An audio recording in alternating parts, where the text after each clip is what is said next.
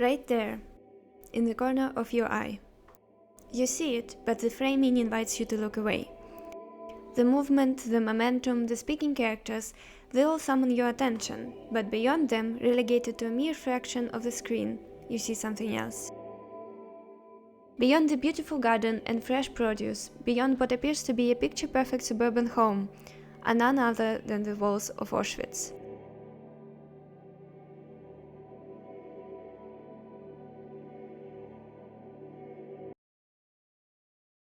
There it is again, black smoke in the periphery of the scene.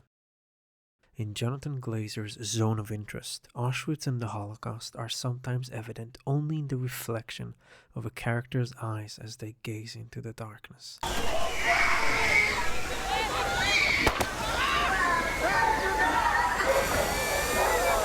The horror itself is never fully seen.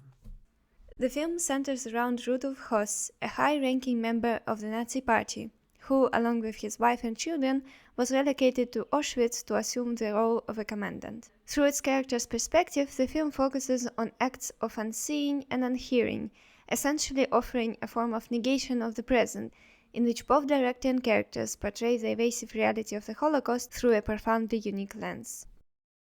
Robin Warhol, an American narratologist, refers to such intentional deficiency as the unnarratable. In her 2005 essay, Neo-Narrative, or How to Render the Unnarratable in Realist Fiction and Contemporary Film, she defines its different manifestation. In example, the subnarratable, what needn't be told because it is normal. The supranarratable, what cannot be told because it is incommunicable, and the paranarratable, what wouldn't be told because of formal convention. However, Warhol's theory can be applied to more than just fiction. Unnarration is also present in Claude Lanzmann's groundbreaking documentary Shoah, exemplified in its very first scene.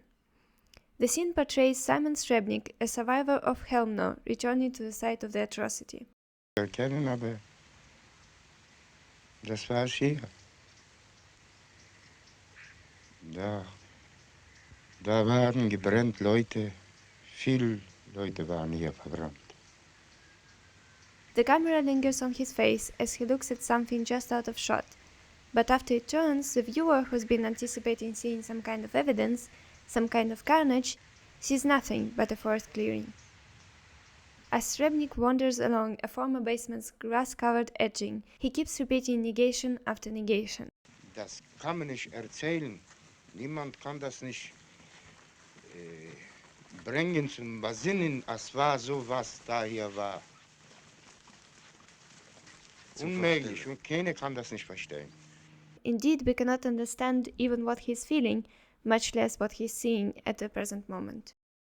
The scene brilliantly exemplifies Lanzmann's focus, a focus on nothing. His camera is directed at the missing, the inarticulable, the silent, which are the only witnesses of the catastrophe aside from its scarce survivors. In Warhol's terms, Lanzmann put the supranarratableness of the Holocaust into stark focus. The atrocity's evidence, thanks to the Nazis' efforts in erasure, can presently be expressed only through the vacuum it has left in the contemporary world. Shoah's creator explains the negation in his work explicitly.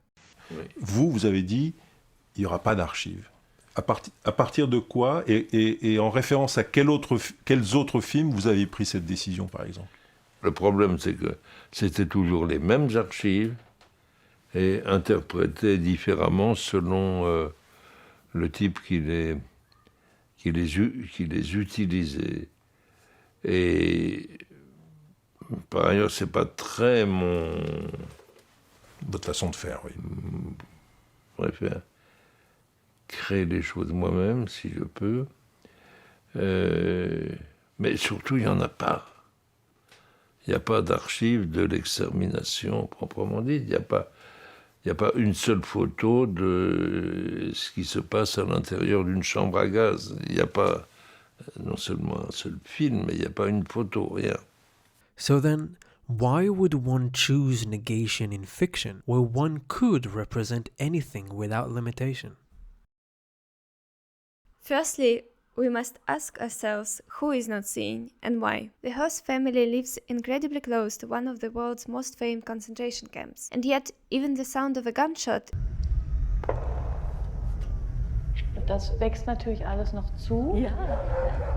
seems to elicit little more than a raised head. The smoke, which we could plausibly assume to have a unique human stench, never earns as much as a comment. But that is not to say that the host family is immune to that which they attempt to deny. When the mother of Hedwig, the housewife, arrives to visit, despite her initial admiration of her daughter's prosperity, she almost immediately starts to cough.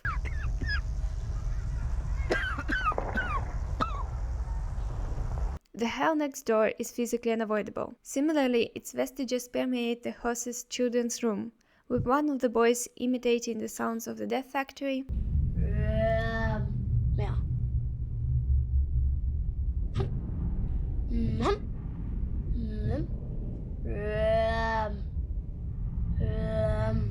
and the other counting the teeth of the victims,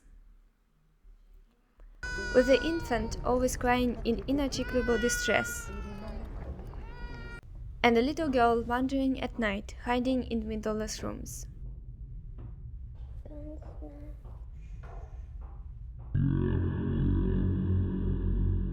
Second, we must look at the precise instruments of negation that the movie's directors employs. Unhearing. In fact, even when the characters discuss the horrors of Auschwitz, they use euphemisms. SS-Mitglieder, die auf achtlose, ja geradezu radikale Weise Fliederblüten abreißen, sodass die Büsche ausbluten, werden fortan bestraft.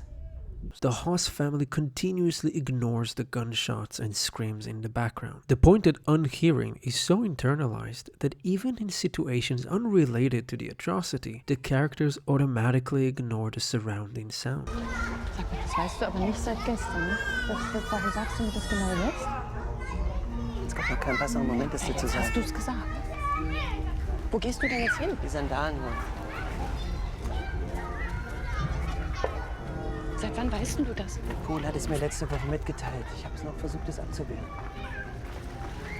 Unseen.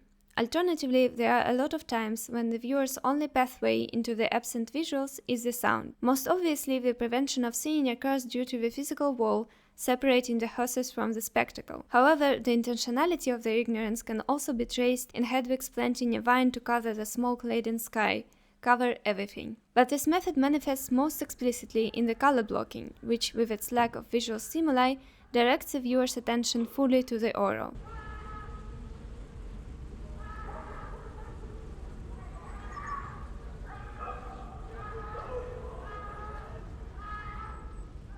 Contrary to the character's wishes, however, the visual evidence of the crime continuously infiltrates the frame. By applying these elements, the filmmaker portrays the Haas family's extreme state of disassociation, the dehumanizing repercussions of the atrocity, which are not conventionally portrayed on screen, allow the viewer a taste of the Haas family's skewed perspective. Essentially, their negation of the Jews' existence results in a form of self-negation, as they mitigate their own relation to reality. Susan Sontag, in Regarding the Pain of Others, an essay on the ethics of war photography, stresses: "We don't get it, we truly cannot imagine what it was like." In effect, both The Zone of Interest and Shoah reiterate this point.